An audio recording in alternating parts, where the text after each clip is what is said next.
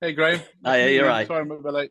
Yeah. No, it's all right. It's good. I mean, we've just been having a mind about Zoom, and then we went on to cats and the carnage they caused. But yeah, well, it's great to thanks for talking to us. Really appreciate it. Um, No got worries. the record. Really enjoyed it. I wanted Oh, to good. chat about that. The whole story. That I wanted to go back though. How did you guys meet to kick things off? Wow. Oh, that's a very Well, good. We've known each other for a long time. Yeah, yeah. I'm not sure how we met, James, to be honest. back Don't in know. the 1990s, Yeah, last yeah, century. yeah. Don't say that. Can't That's remember. bad, isn't it? Yeah, We've played together quite a few times over the years where I've yeah.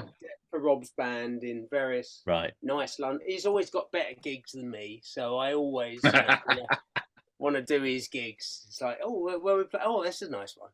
So yeah, we've done quite a bit over the years, but this is the Yeah, first time we've sat down and really done it, isn't it?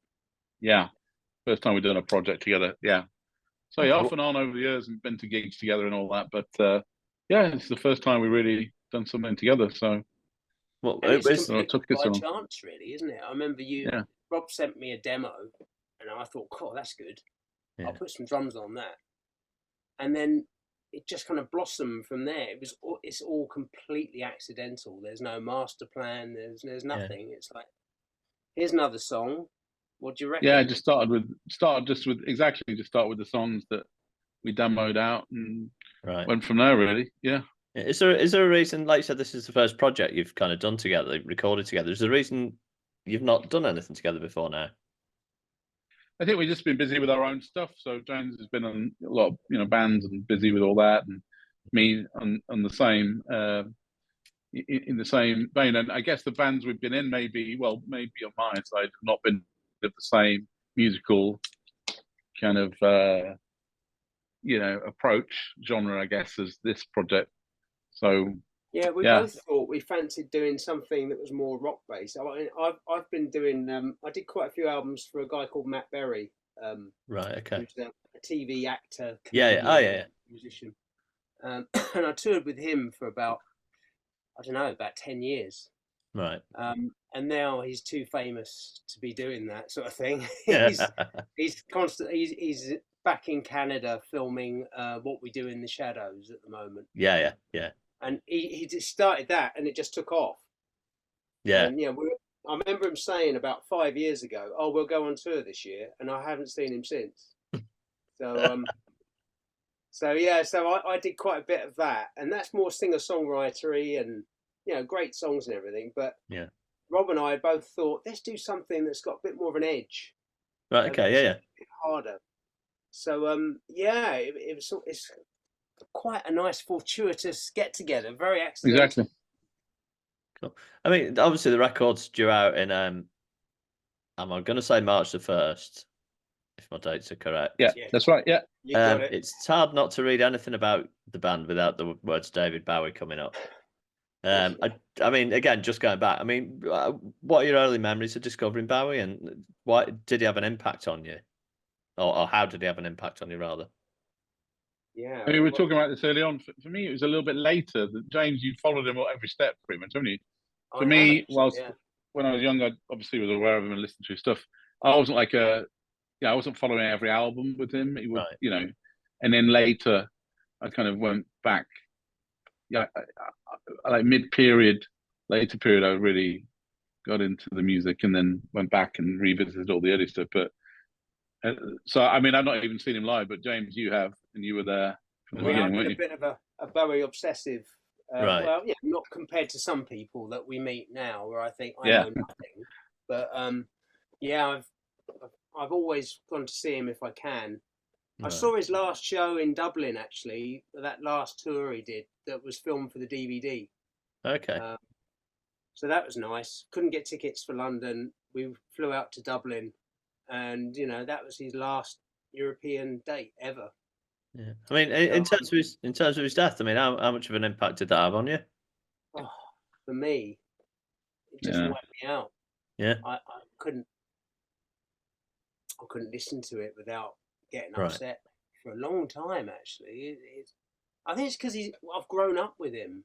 Yeah. Yeah. Yeah. He's he's been there as an artist and someone to look up to and revere all my life. And then suddenly that was such a bolt out of the blue. Yeah, that one was, Really was, wasn't it? And I think the fact that he went out with Black Star and so vibrant, you know, with the music and everything was a double blow, wasn't it? Like everyone's like, "Holy shit, seriously?" You know? Yeah. Yeah. In terms of the record, then, I mean, you worked your record. You obviously worked with members of his band. How easy was it to kind of convince them to come on board, and what did you want them to bring to the record? Well, go on, Rob. Well, yeah, I mean, like James said, everything happened very, you know, unplanned in a beautiful way. Like we said, we basically wrote up the songs, demoed them out in quite detailed demos, and then I'm friends with M. Griner, she's the female voice on the album, and we wanted to add some female vocals, backing vocals. So I approached her. She really liked it and recorded on it, and then she suggested, "Hey, you know, would you like me to introduce you to a couple of other guys if you want to add bass?" I mean, I put bass down on the demos, but I'm not, you know, bass is not my primary instrument. So I was like, yeah, cool. So basically, she introduced us to like Gail and Dorsey, and Gail said, "Oh, I've got some time. Send the demos. She liked them. Agreed to play on them." And it kind of went from there, really. And then I think there was some awareness between them in the background that they were playing on this new music, and people were interested to potentially get involved. So it just one thing led to another. That's really how it happened. We never planned it out that way. Right. And then it seemed logical then when we'd said like, "Oh, we need a sax on one of the songs. Like, who should we ask?" I mean, we do know a lot of sax players and stuff, but well, you know, it seemed logical to ask like Donny McClaskey, since you know, he was you know, we kind of like the idea then of having the players that we chose have a connection point together, you know, that they played together in some way and everything. And that's how it all happened, really. Very everybody was super lovely and very engaged in the project. There was no big arm twisting involved. They just listened to the demos and agreed to participate. And you know, it was great to come together that way. Yeah. I mean, as a Bowie sorry, carry on. Sorry. Yeah, go ahead. No, I was just going to say. You said what did I was just going to say? What do they bring to the music? I mean, yeah, like I said, all the songs were fully written and, you know, parts were defined. Obviously, they brought their style and flavor to the album, and you know, for some of them, they've obviously been used to playing with each other for a long time. Like Mike Garson and Earl Slick had played together, and you know, Earl was saying, "Oh, I kind of know where to leave some space for Mike and things like that." So they, you know, they knew how to work together as a band, even though we recorded the album. We weren't all together when we recorded the album. They were in their studios and we pieced it together and so on. So they obviously brought their flavor and a few little reference points here and there that you can probably make out in some of the tracks. If you listen carefully, there's a few little nods to a few things. But yeah, it was a really great experience. And we would, because it all happened very organically, we weren't under a big, you know, time pressure. We were just like, when it's done, it's done. And then if it sounds great, we'll get it mixed. And if it sounds great, we'll look to see to release it. So it was a really nice way to work, wasn't it, James? Because I mean, we've both done lots of albums in the past. Well, obviously, often you're booking studio time, you're going in for a week or whatever. The pressure's on, you got to get it done, and then you've got a release plan before you even get into the studio. Yeah. This was done in a different way, and I think that's why we were able to take our time, and we took a lot of care with the mix and everything, and it was a great experience. I mean, from your point, James, as like you said, a Bowie obsessive, what was it like working with, you know, members of his band? Well, I think the first thing that came back, apart from M, her amazing backing vocals, and some kind of almost duets with Rob, where she takes the lead line as well. That was very exciting. Right. But of course, Gail, I've seen Gail with Bowie quite a few times, and when her bass tracks came back, it was revelatory. Really, it was just oh, I can see why David Bowie used Gail so much, because they were just perfection. They were creative, bouncy, they were rooted, they weren't too busy. It was just like a masterclass in how, and not easy for her because my drums were done at that time. So, Right. Rob did the demos first, I added the drums, and then we kind of reconstructed the tracks from that point with the real drum take on there. Yeah, yeah. And then everyone kind of redid it to my drums. Okay. I was going to ask. So, I wanted to kind of ask in terms of, like, I think one of you mentioned earlier, you'd all been in different studios when you were recording. yeah. Did they contribute to the material, or did you say this is the material, kind of put your flavour to it, or could you just talk us through that process? I mean, yeah, obviously, like we mentioned, all the songs were written, so there was no, they were performing a role as players on the songs that were written, so they weren't coming back and saying, "Hey, suggest a different middle eight," or "I've added on this extra bit," whatever. So it wasn't. It was they were playing to our arrangements of songs, but they obviously brought their take on some of the parts that had been written, and took them into some different directions. For example, there's a song called "Falling Through" on the album where structurally that was all mapped out and recorded by us in the demo, but like the stuff that like Earl Slick put down on guitar at the beginning, there's like a really beautiful like ambient ebow on the guitar that he did, Right. which was not written, so he just added that in, his part. So it was that kind of thing that they were bringing to it on that song as well. Donald Classen played some brilliant sax, and we basically just said to him,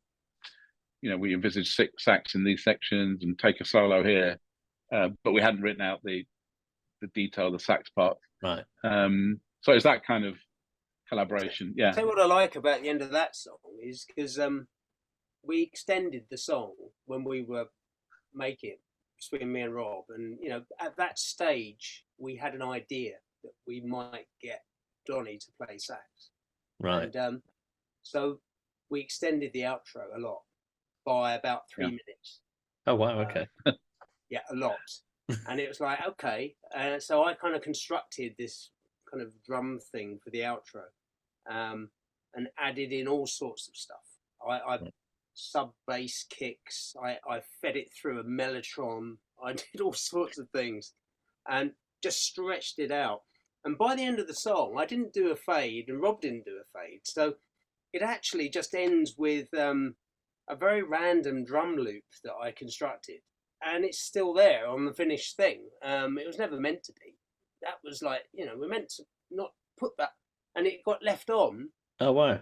It just sounds great. So when you ever listen to the end of the track, you'll hear it kind of fall apart at the end, and that's me thinking, I don't know, I think Donny will be playing here, so I'll leave that bit. Yeah. And it's quite interesting. It's got a little story, the ending. Oh, I'll have a listen to that. Expands. So yeah, it's incredible what he did on that track. It's just soaring, beautiful, melodic saxophone. Yeah. And it does bring me back to Black Star. Right. That sound. It was really quite uncanny hearing it, and it made me realise the impact that he had on the Bowie album. I just thought, there's that sound. And it's obviously not David Bowie anymore. It's Donny playing. It's like, that's him. So it was quite special for Rob and I to hear it. It's like, oh wow. Yeah. I mean, it sounds like the whole process of the album, just from start to finish, has been a kind of really enjoyable, but a kind of 100%. quite an eye-opening one as well. We never knew what to expect, did we? No, yeah, it was fantastic. Like we said, we recorded lots of albums in the past, but this was a different approach, and I think it paid off. And like we said, we didn't set out to ask these guys to be involved, but it all kind of fell into place. And then, I mean, the other thing is that we had a great guy mixing the album. This guy Dave Aringer, who's he's an awesome mixing guy. He does incredible job. He's worked most of the Manic Street Preachers albums. He's mixed those and stuff, and I think he really helped pull everything together in a beautiful way, because we had a sound in mind, but he kind of almost telepathically knew what we're after, and kind of worked through how to make everything kind of fit in the mix. And we, as big music fans ourselves and audiophiles, we were kind of keen to, have little bits of ear candy in there and things. Those albums where you listen and then you go back a couple more times, you hear new bits or whatever. yeah, I love those kind of albums, and so he pulled that off really well, you know. But I don't think every mixing person could have done it the way he did it. You know, it's you know, It's very much a he did a hi-fi great job. album, isn't it? It's Yeah, when we mastered it at Abbey Road and we sat in the studio Yeah. and hearing it through the system there, Yeah. we were discussing whether we could afford to just hire the room for an evening. just to listen to it. Yeah, and other albums. It's like, can we just stay here? Yeah, please, yeah. for I a bet it's couple a of stunning. days? It's a stunning place. So the recordings just sounded incredible, but I think I mean, the vinyl master is really spectacular, and Right. I've got a very old school hi-fi here from the 1970s. It's a very old one, and the album just sounds massive but warm. Yeah. It's not digital sounding. Yeah. I think, I would use it to test out loudspeakers. It's that good. It feels like Yeah. a Donald Fagen type of album for Right. sound quality, but Yeah. it's still got some kick-ass riffs and Yeah. a bit of there's some sub bass that comes in occasionally that made me and Rob jump in the studio. Oh wow. You remember? It's like, where's that come from? Wow, Gail put that on. Wow. A couple of weeks ago, I spoke to an American producer, and he likes his kind of 70s authentic sound, but he likes to record in old buildings, and he's recorded in like creepy old churches in the middle of nowhere and old barns and stuff like that, in like the middle of the night. And he said you sat there recording. Oh, brilliant! And you can just hear like owls hooting in the background and things like That's that. cool. Middle I of love nowhere. Oh, that's such a great thing. You've got to do something to generate the excitement. I mean, for us, I don't know how we did it really, because we all did it separately, but Yeah.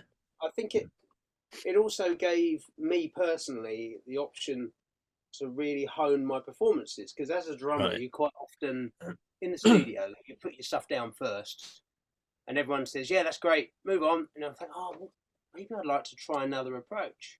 Yeah. We haven't really got time, and that's really good. So we'll move on. It's happened to me all my life. Do you think This that was time, part of down to what you said about there being no kind of master plan? It was just kind of, we'll go kind of with the flow, see where it kind of leads us. Yeah, we just really took our time with it, and just between me and Rob, we were just. Yeah. I would send him something, and he would say, "Yo, that's good. Could you do a bit more of this?" I was like, "Oh yeah, sure. I'll do a bit more of that." And we had license, didn't we, to kind of really express something different. Yeah. And I wanted to make I wanted all the tracks to have signature parts. Yeah. Where it's not just a groove, it's not just a beat. There's something that is special. Right. So it took me a lot of time, but very enjoyable time. Just putting it down, recording it in my own studio. Yeah. No one breathing down my neck, judging me. Judge me now. That's finished. There was a comment one of you made. I can't remember which one it was. About you kind of wanted this record to capture a sound that was previously missing. Could you kind of expand on that? I mean, is that in terms of your own work or just in music in general? I mean, what? I think what we're looking for was, we wanted it to sound almost like a combination of, that kind of vintage 70s kind of vibe. Yeah. But we also are not just, listening to stuff in the past. We like, modern production. We like a lot of new bands and so on. So I think we're looking for something there's maybe a combination of the two, and something that feels very, organic and live, but it's got, to James's point, we're not in the studio just doing one take all together and bam, done. It's like something we've pieced together with good production value. So, that's kind of, I guess, where we're coming from on that. And it's not overly edited. There's a lot of mixing going on because there's a lot of tracks, but there's very little editing actually. Yeah, not quantized, and for me, it just drives me nuts when I hear these performances that are so auto-tuned and quantized that I don't feel there's any human content left. And it sounds great, and it's compressed to hell, and it jumps out the speakers, and it's just like eating a really, really terrible meal that's exciting at first and leaves you. What I've found though, I don't know. I mean, I don't know whether it's just me, but I've found in the last few months at least, the last few years, it's just all been auto-tuned, and nowadays, or the last few months at least, we've been getting a lot of artists like yourselves who are going back to that kind of authentic. We want it to sound like it's an actual proper record. And it's not. We're not using loops, are we? It's no, and all the synths are analog synths as well. They're not all plugins and stuff like that. Oh, wow, okay. I think you can tell. I mean, it's like there's some really incredible plugin synth sounds. You won't tell the difference, but to my ear, you can. I can tell that those synths on that record are analog synths. But anyway, I mean, I agree with you, Graham. And I think there is, a lot of great music out there, modern music today, and stuff that's really nicely done. Really well produced, powerful. Warm and analog. You just got to know where to find it. You got to. Well, that's a different story, isn't it? It's music as a kind of passion and music as a commodity are two different things, and you can 100%. Tell the difference in the sound. One thing I wanted to talk about is you've said you're already looking at a follow-up. I mean, given there was no master plan for the first record, what are your kind of thoughts on that, on the follow-up? We kind of, what we did was we've actually recorded we produced a second album already, and the vinyl's cut and done. And what it is, it's called Killerstar Reimagined, and it's basically alternate versions and remixes from the original one. Yeah, some of which are quite radically different. So there were some things that we thought, we really like that as it is, but there could be an alternate version which is like an acoustic feel. And so there's a few tracks like that on there where we've really kind of dialed up, like Mike Garson's piano, which is some beautiful piano when you hear it. Just on its own, it's like and so some of them are alternate versions, some of them are remixes. Mark Platty, who played on the album and did a lot of work collaboration with David Bowie in the past, he's behind a lot of the alternate version productions that he's done. And then we've got a remix on there, for example, for the Anchoress, which is very, very different. It sounds great.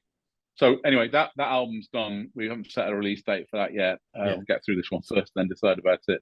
And then, we've just started to sketch out a few brand new songs that we've been writing. But obviously now there's a lot of energy on getting the album out and launching the band and everything, launching the album.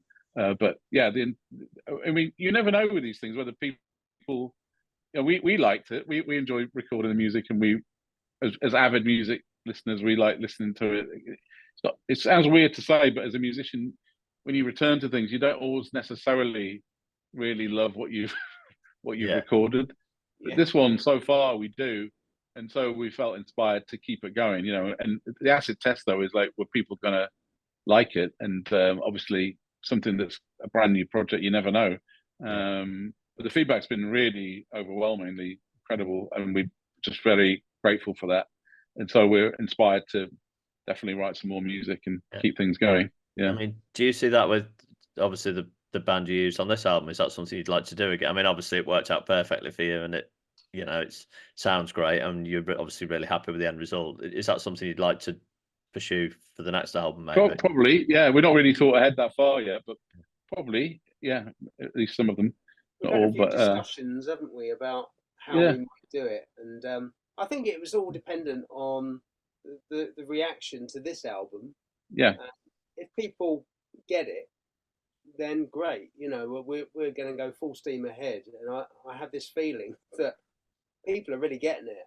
I've done a lot of albums over the years, but I've never had a response like this.